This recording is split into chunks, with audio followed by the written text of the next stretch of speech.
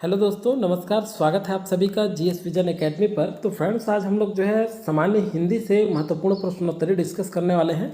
और ये जो है आप देख सकते हैं सीजी प्यून एग्जाम के लिए बहुत ही महत्वपूर्ण है। और सीजी प्यून एग्जाम के लिए ये प्रैक्टिस सेट 5 नंबर का प्रैक्टिस सेट है।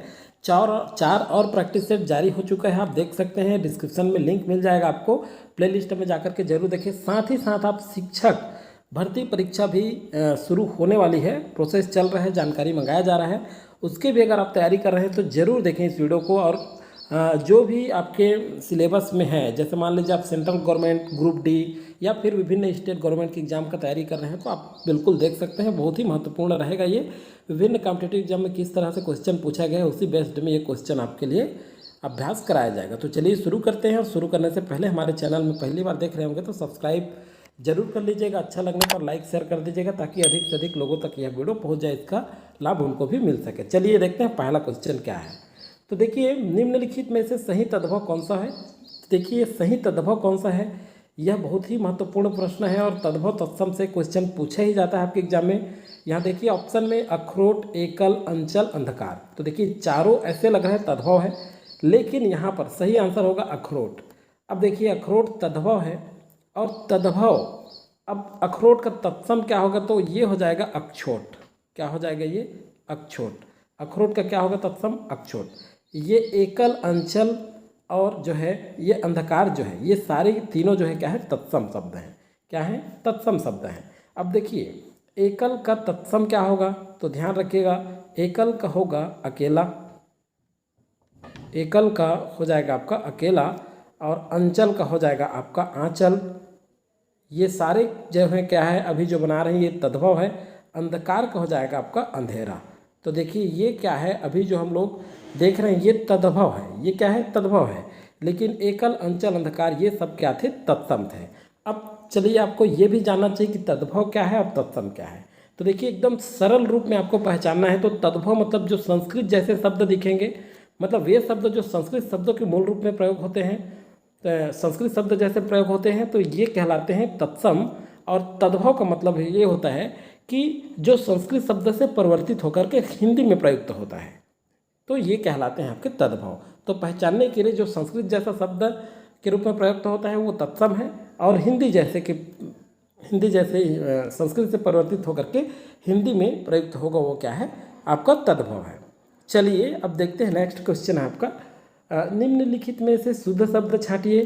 तो शुद्ध शब्द में देखिए बहुत ही महत्वपूर्ण प्रश्न होता है ये, और इसमें सब सही के सही लगते हैं। अच्छे से पढ़ लीजिएगा, बल्कि लिख करके देख लीजिएगा। तो ऐतिहासिक, ऐतिहासिक, ऐतिहासिक, ऐतिहासिक, ऐतिहासिक, देखिए स में अंतर है यहाँ पर। तो यहाँ जो है सही आंसर होगा आपका ऐतिहासिक। क्या होगा, ऐतिहासिक। 2 का सी यहाँ पर करेक्ट आंसर होगा। नेक्स्ट क्वेश्चन है आपका, भाड़े का टट्टू होना मुहावरे का सही अर्थ होगा। तो भाड़े का टट्टू होना मुहावरे का सही अर्थ होता है पैसे का गुलाम।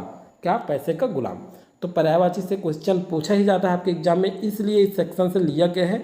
तो और पर्यायवाची का तैयारी जरूर करें आप लोग अपने घर में। चलिए देखिए, विस्मरण में किस उपसर्ग का प्रयोग हुआ है। तो विस्मरण में किस, देखिए इसमें क्या होता है कि उपसर्ग में कन्फ्यूजन होता है। विस करें या वी करें, ये कन्फ्यूजन होता है। तो सही आंसर है यहाँ पर आपका वी है, मतलब वि धन स्मरण, विस्मरण। ये ध्यान रखिएगा, थोड़ा संधि विच्छेद करके भी आप सही आंसर निकाल सकते हैं। नेक्स्ट है आपका, निम्नलिखित में से सही वाक्य कौन सा होगा। देखिए, भ्रष्टाचार गहरी समस्या है, भ्रष्टाचार एक ज्वलन समस्या है, भ्रष्टाचार गंभीर समस्या है, उपरोक्त में से कोई नहीं। तो देखिए गहरी समस्या तो हो नहीं सकता, भ्रष्टाचार गहरी समस्या, गहरी शब्द प्रयोग नहीं होगा। भ्रष्टाचार एक ज्वलन समस्या है, ज्वलन शब्द भी प्रयोग नहीं होगा।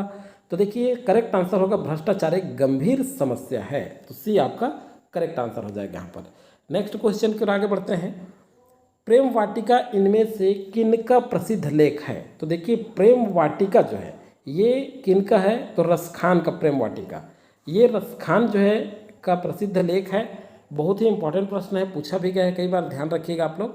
नेक्स्ट क्वेश्चन है आपका, एक तवे की रोटी क्या मोटी क्या छोटी का सही अर्थ क्या होगा। एक तवे की रोटी क्या मोटी क्या छोटी, मतलब पढ़ के देखते हैं। सब रोटी अलग अलग होना, कुछ रोटी अलग, कुछ सही होना, सब एक सा होना। तो देखिए ये अर्थ, इस वाक्य का, इस लोकोक्ति का अर्थ समझिए। एक तवे की रोटी क्या मोटी क्या छोटी, मतलब सब एक सा होना, इसका सीधा सीधा अर्थ है सब एक सा होना। तो ये सी आपका करेक्ट आंसर हो जाएगा यहाँ पर। नेक्स्ट है आपका देवेंद्र में कौन सी संधि है। अब चलिए देखते हैं देवेंद्र में कौन सी संधि है। तो देखिए देवेंद्र में पहले तो आप यहाँ करके देख लीजिए देवधन इंद्र, देवधन इंद्र। अब देखिए अधन ई मिल रहा है, तो ये अधन ई किस में आता है, अधन ई मिल के क्या हो जाते हैं, ए हो जाते हैं, तो देवेंद्र। तो ये आपका आ जाएगा यहाँ पर करेक्ट आंसर गुण संधि है। ये क्या है, ये गुण संधि है, ध्यान रखिएगा।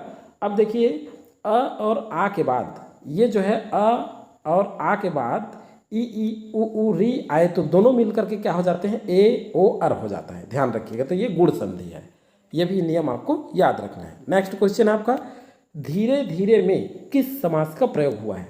तो धीरे धीरे में किस समास का प्रयोग हुआ है, तो देखिए धीरे धीरे, ध्यान रखिएगा, शब्द एक ही है तो कभी कभी कंफ्यूज होता है। जैसे माता पिता, क्या होता है, माता पिता, ये क्या है, ध्यान रखिएगा आप लोग, माता पिता द्वंद्व समास है, माता च पिता च, माता पिता क्या है, द्वंद्व समास है, दोनों के बीच संयोजक चिन्ह का उपयोग हुआ है। तो यहाँ बहुत सारे स्टूडेंट यही गलती करते हैं कि धीरे धीरे में भी बीच में संयोजक चिन्ह है, तो ये भी हो सकता है द्वंद्व समास हो, इस तरह से आंसर ले लेते हैं, जबकि कंफ्यूज करने के लिए द्वंद्व समास ऑप्शन में दिया होता है।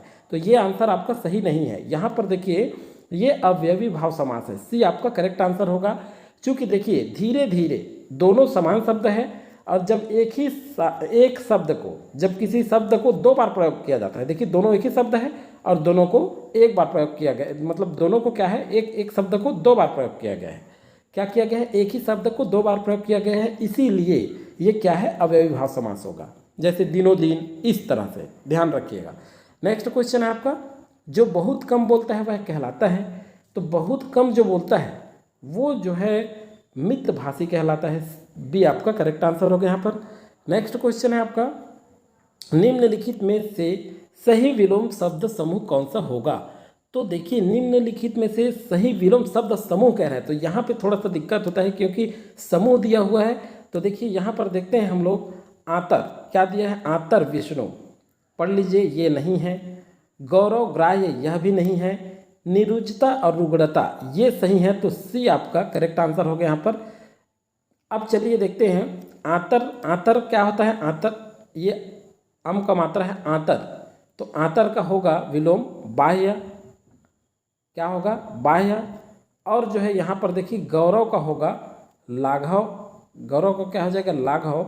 और ये जो ग्राह्य दिया है इसका होता है त्याज्य, क्या होता है, ग्राह्य मतलब स्वीकार करना, त्याज्य मतलब त्यागना, इस तरह से। तो ये है आपका। अब चलिए देखते हैं निर्बल का सबल, उसी तरह से आप देख सकते हैं। तो इस तरह से आप समूह में जरूर देखें इसे, क्योंकि इस तरह से कोई भी क्वेश्चन पूछे तो आपसे बन जानी चाहिए। चलिए नेक्स्ट क्वेश्चन है आपका हिंदी में स्वरों की संख्या कितनी होती है। देखिए लाइटली क्वेश्चन है, बहुत ही सिंपल लगता है हमको, लेकिन वहाँ बड़ा दिक्कत होता है। तो हिंदी में स्वरों की संख्या कितनी होती है, 11 होती है, ये आपका करेक्ट आंसर है। ये व्यापम में पूछा भी गया आपका एग्जाम में। अब देखिए कौन कौन से स्वर होते हैं, देखिए आ, अब देखिए ई, बड़ी ई, उसके बाद ऊ, बड़े ऊ, उसके बाद आता है आपका री। तो देखिए अब है ए ओ औ, आप गिन सकते हैं यहाँ पर 1 2 3 4 5 6 7 8 9 10 11। तो कितने हैं मूल रूप से हिंदी में स्वरों की संख्या कितने होते हैं, 11 होते हैं। अब देखते हैं, कभी कभी आंसर 13 भी दिया होता है, देख लीजिएगा। अगर 11 नहीं दिया है तो 13 भी ले लिया जाता है कुछ कुछ एग्जाम में, लेकिन यहाँ पर 11 है। मूल रूप से कितने होते हैं, 11 होते हैं, ये ध्यान रखना है हमको। नेक्स्ट है निम्नलिखित में राजभाषा के संबंध में सही कथन है। तो देखिए बच्चे द्वारा सर्वप्रथम बोले जाने वाली भाषा है, राजकाज की भाषा है, किसी क्षेत्र विशेष में प्रयुक्त होने वाली भाषा है। तो देखिए ये दोनों तो नहीं आएगा, करेक्ट आंसर है आपका ये राजकाज की भाषा है। क्या है, राजभाषा के संबंध में सही यह है कि यह जो है राजकाज की भाषा है। नेक्स्ट क्वेश्चन है आपका समुद्र का सही पर्यायवाची क्या होगा। तो समुद्र का सही पर्यायवाची क्या होगा, देखिए बहुत ही इंपॉर्टेंट क्वेश्चन है ये, ध्यान रखिएगा। जलधि होगा, क्या होगा, जलधि। अब देखिए अम्बुद, जलधर और पयोधर, यह भी कंफ्यूज करता है दोनों। ये तीनों जो दिया है ये भी वैसे ही लगता है हमको, लेकिन ये सारे के सारे क्या हैं, बादल के पर्यायवाची हैं। क्या है, ये बादल के पर्यायवाची हैं। तो ध्यान रखिएगा, बादल, समुद्र आपके हो गए, घोड़ा, और आपके हो गए देव परिवार से कमल, इस तरह से आप जल, इसका जो है पर्यायवाची जरूर देखें। चंद्रमा वगैरह हो गया, इसका बहुत ज़्यादा पूछा जाता है, गणेश वगैरह का भी। तो इस तरह से सारे के सारे आप पर्यायवाची जरूर देख लिए रहें, क्योंकि कुछ भी एग्जाम में पूछा जा सकता है। दोस्तों वीडियो अच्छा लगता है तो लाइक जरूर कर दीजिएगा। नेक्स्ट क्वेश्चन है आपका, निम्नलिखित में से कौन सा उत्तम पुरुषवाचक सर्वनाम है। तो उत्तम पुरुषवाचक सर्वनाम कौन सा है, देखिए उत्तम पुरुष मतलब जो अपने लिए प्रयोग करते हैं वो उत्तम पुरुष कहलाता है। जैसे मैं, हम, हमारा, तो ये हम जो आया है ये क्या है, हमारा उत्तम पुरुष सर्वनाम है, पुरुषवाचक सर्वनाम है। तो दोस्तों फिलहाल आज की वीडियो में इतना ही। अगला वीडियो आपका जस्ट आने वाला है करंट अफेयर्स पर, और इस बार करंट अफेयर्स का जो क्वेश्चन होगा वो थोड़ा सा अलग ही होगा, पैटर्न पे होगा, स्टेटमेंट क्वेश्चन होगा। जिस तरह से आपके यूपीएससी पैटर्न या सीजीपीएससी या कोई भी स्टेट के बड़े एग्जाम में जो पूछा जाता है या ग्रुप डी में, उसी तरह से क्वेश्चन बना हुआ है। तो इस बार करंट अफेयर आ रहा है, उसे जरूर देखें आप लोग, अपलोड कर दिया जाएगा नेक्स्ट टाइम में। बाकी आपका प्रैक्टिस सेट जारी रहेगा। तब तक के लिए थैंक यू, जय हिंद।